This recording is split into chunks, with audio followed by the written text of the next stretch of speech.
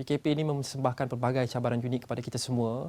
Tapi jika anda berada di rumah sedang menonton buletin ini sekarang, anda dikira golongan yang agak bertuah kerana dapat duduk secara selesa di rumah dan meluangkan masa dengan keluarga yang tersayang. Ada dalam galangan kita, khasnya golongan Barisan Hadapan yang terpaksa berpisah dengan ahli keluarga mereka demi menjalankan tugas. Tetapi selain itu, selain frontliners, ada juga golongan yang masih lagi terpisah dengan keluarga kerana mereka terperangkap di tempat masing-masing sewaktu PKP diumumkan. Antaranya puluhan ribu pelajar universiti awam dan juga swasta yang kini berada di kampus dan mereka tidak boleh pulang ketika ini untuk mengelakkan penularan COVID-19 daripada menjadi lebih buruk di negara kita. Kita mahu berlintas langsung sekarang dengan seorang pelajar di Universiti Utara Malaysia, UUM, Melvin Sau Shang Kian. Beliau adalah naib yang di-Pertua MPP UUM.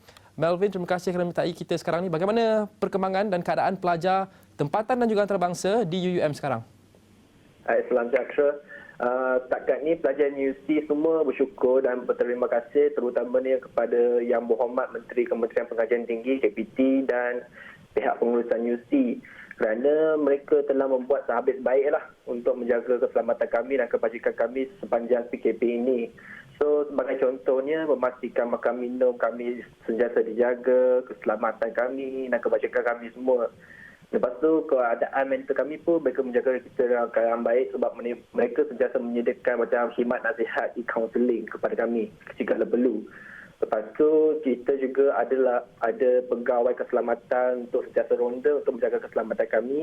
Lepas tu, kita juga disediakan kemudahan seperti pusat kesihatan universiti dan klinik bergerak untuk kediaman pelajar yang dekat luar kampus lah, terutama dekat Bukit Kacik.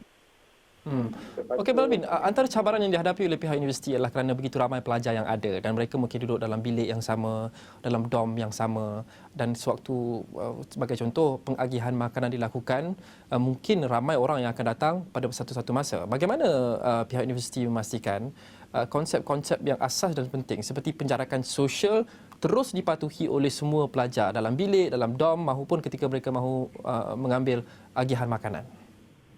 Okey, untuk agihan makanan, pihak universiti telah mengarahkan beberapa kafe untuk buka dan sediakan makanan kepada kami. Pihak kafe akan hantar kepada pelajar ikut blok masing-masing, blok kediaman supaya tidak berlaku mass gathering pada kawasan kafe pada satu masa.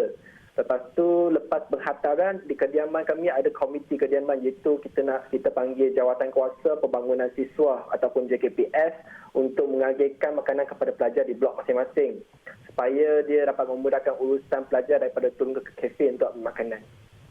Adakah sebarang cabaran untuk pelajar sendiri, Melvin, apabila mereka berada dalam close quarters, dalam bilik seperti yang saya sebut seperti tadi, dalam dormitory di mana mereka semua perlu berada dalam kedudukan yang rapat ataupun agak rapat dengan satu sama lain setiap hari.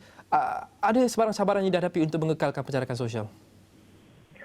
Setakat ini memang tiada lah sebab kebanyakannya bilik yang kita pernah buat survey, kebanyakannya bilik sekarang kebanyakannya tinggal seorang je. Lepas tu kalau ada roommate, biasanya kita jarak pun ada jarak paling kurang 1 meter. Sebab antara katil ke katil memang ada 1 meter punya jarak.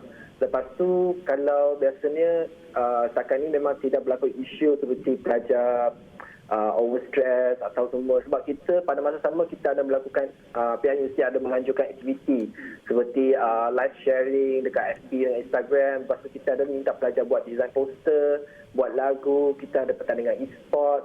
Lepas tu kita juga ada pelajar yang sedang mengusahakan face mask dengan PPE untuk sumbang kepada Barisan Hadapan. So setakat ni memang semua kita buat pun mematuhi kepada garis panduan PKP dan setakat ni memang semua berkata pelajar memang puas hatilah setakat ini tak ada masalah. UM juga ada ramai pelajar antarabangsa dan ada yang dikatakan ada antara mereka yang dikatakan ada tawaran diberi kepada mereka untuk ada sponsor dan sebagainya menaja mereka mahu pulang ke negara masing-masing. Jadi adakah pelajar antarabangsa di sana khasnya? Adakah mereka memilih untuk kekal di UM ataupun balik? Sehingga hari ini di UUM kami tiada halangan untuk pelajar antarabangsa yang ingin balik dengan alasan mudahsabah untuk balik ke negara asal mereka. Tapi jikalau mereka mempunyai reason yang valid dan mereka mempunyai tiket yang valid, tiket penerbangan yang valid, mereka boleh balik selepas mendapat kelulusan daripada Dekan Hal Ehwal Pelajar ataupun Timbalan Naib Chancellor HEPA kita. So So setakat ini memang ada pelajar antarabangsa yang telah balik ke negara asal mereka dan kebanyakannya adalah pelajar antarabangsa dari Indonesia. So walau bagaimanapun kita juga ada pelajar antarabangsa yang meminta supaya stay dalam kampus dan semestinya kami tiada halangan dan tiada masalah. Pihak universiti pun membenarkan mereka teruskan penginapan sehinggalah keadaan reda atau sehingga hujung semester. Terpulanglah dengan situasi COVID-19 ini. Bagaimana pula dengan pelajar tempatan, pelajar yang merupakan warga Malaysia? Kerana sebelum ini Melvin wujud cakap-cakap dan permintaan daripada kalangan pelajar-pelajar IPTA, IPTS, mereka mahu pulang ke kampung halaman. Khasnya sekiranya PKP ini dilanjutkan, terutamanya apabila Ramadan datang menjenguk, kemudian Aidilfitri. Bagaimana kita boleh mencapai satu situasi menang-menang di mana pelajar ini mungkin kita boleh tunaikan permintaan mereka, tapi kita tak mahu memburukkan penularan COVID-19 dengan membenarkan puluhan ribu individu pelajar balik ke kampung masing-masing?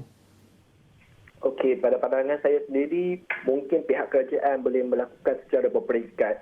Iaitu sebab saya percaya kalau nanti pihak KPT dengan MKN dengan kerjasama KKM juga sekali, kalau mereka betul-betul ada hasrat nak bagi pelajar balik lepas ni, mungkin mereka ada garis panduan untuk membenarkan pelajar balik secara berperingkat. Sebagai contohnya, mungkin minggu pertama ni mereka hantar balik 2,000 pelajar dulu. Iaitu mungkin dekat setiap universiti menyediakan paling kurang 3 bas saja. 3 bas akan bergerak keluar dulu. Lepas tu next batch akan berapa ribu lagi pelajar akan balik. Supaya berperingkat ni tidak berlaku satu mass gathering pada satu masa dan tak ada banyak sangat crowd movement yang sukar untuk dikawal. Tapi walaupun seorang ataupun dua orang, mereka boleh menjangkiti puluhan kemudian ratusan orang. Selain dari itu, ada juga individu yang mungkin membawa virus ini dan tidak mempunyai sebarang gejala, asymptomatic. Bagaimana ini semua perlu diambil kira dalam kita cuba menunaikan permintaan mahasiswa-mahasiswi untuk pulang ke kampung halaman? Okey. Untuk dekat kampus, seperti kita sedia maklum, dekat kampus kita dah dikuarantinkan ataupun dekat sini dah hampir sebulan. Dah sebulan dah kita dekat sini dan kita ternyata tiada apa-apa simptom jangkitan COVID-19. Sebab tahu kita kalau simptom dia adalah mengambil masa paling kurang 2 minggu. So, apabila kita semua dan kita juga ada saringan, kita boleh buat saringan seperti sebelum pelajar balik, kita boleh buat saringan dengan pelajar kita. Lepas tu sebelum waktu mereka dalam perjalanan sampai ke ketibaan destinasi, pihak kementerian pun boleh menyediakan pegawai untuk menjalankan saringan ke atas mereka supaya memastikan yang mereka ni betul-betul sihat dan juga betul-betul keselamatan ni mereka memang tidak akan menjejaskan keselamatan orang lain, terutama ahli keluarga mereka. Pada pendapat Melvin sendiri secara peribadi, adakah pelajar, mahasiswa dan mahasiswi bukan sahaja di UUM tapi di semua universiti yang lain patut dan wajar pulang ke kampung halaman? Pada pendapat saya memang patut, memang wajar sebab tentulah kita sebagai anak kita pun rindu keluarga kita tetapi pada masa sama kita kena patuhi arahan kerajaan sebab kita faham arahan ni adalah untuk kebaikan kita semua, terutamanya keluarga kita dekat rumah.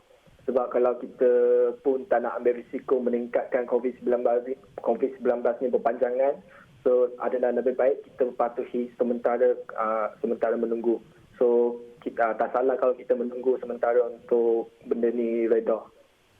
Terima kasih Saudara Melvin Sau Syangkian, Naib Yang di-Pertua Majlis Perwakilan Pelajar MPP UUM, Universiti Utara Malaysia, dan kita sentiasa mengharapkan dan mendoakan bukan sahaja petugas di Barisan Hadapan tapi semua individu-individu seperti pelajar kita, mahasiswa-mahasiswi yang berada berjauhan daripada keluarga mereka di universiti masing-masing kekal dilindungi dan selamat sepanjang tempoh PKP.